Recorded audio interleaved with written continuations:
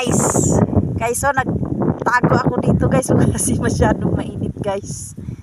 Guys, so tingnan mo yun guys. So nagtago ako dito guys. Kasi sobrang init guys. Tingnan nyo guys yung dalawa guys oh. Ang hirap-hirap talaga maging farmers guys. Dito hindi yun sa kanila guys. Yun lang trabaho sila. Tingnan nyo guys yung dalawa guys oh.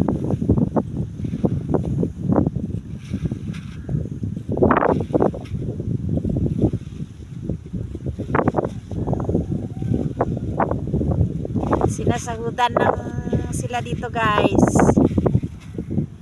Yan ang buhay ng isang farmers.